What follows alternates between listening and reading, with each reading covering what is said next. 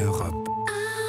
7h15, Patrick Cohen. Le vrai faux de l'info avec vous, Géraldine Vosner, et donc les chiffres un peu bancals de Michel Sapin. L'ancien ministre de l'économie était colère hier en fustigeant sur notre antenne les réformes fiscales du gouvernement, des mesures qu'il juge trop favorables aux riches.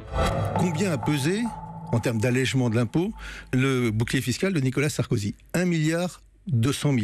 Le nouveau bouclier fiscal, c'est 3,5 milliards d'impôts sur la fortune de moins, plus 1,5 milliard d'impôts sur le revenu de moins. 5 milliards.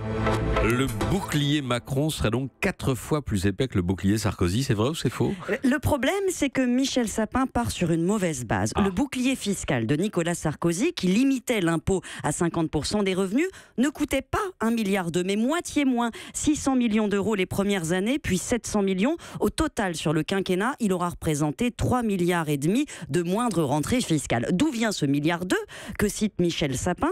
C'est cocasse, il représente ce qu'a coûté le système instauré après, sous François Hollande. Et là, il faut faire un peu d'histoire pour comprendre. En 2012, quand il arrive au pouvoir, le nouveau président veut taxer les riches, il augmente le taux de la dernière tranche d'ISF, mais certains contribuables se retrouvent à payer 100% de leurs revenus, ça va trop loin. Le Conseil constitutionnel s'en mêle et impose deux choses. Un plafond pour éviter que l'impôt devienne confiscatoire à 75% des revenus et l'exonération des contrats d'assurance vie. Les contribuables s'engouffrent dans la brèche, ils placent massivement leurs avoirs.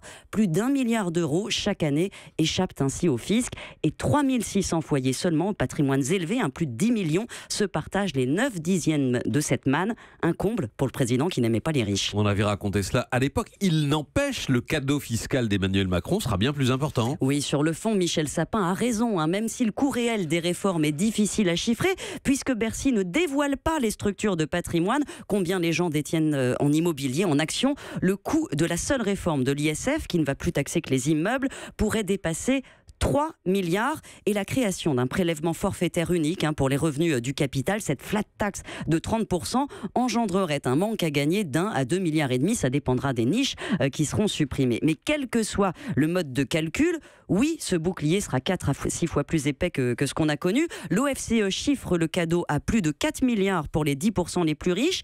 Les plus modestes gagneraient 18 fois moins de l'ensemble des réformes. Les inégalités à court terme vont se creuser, c'est mathématique. Et même si le gouvernement conteste ces calculs, il en assume l'esprit. Son pari, c'est que l'argent sera réinvesti dans l'économie. Géraldine Vosner, merci et à demain. Europe. Europe 1.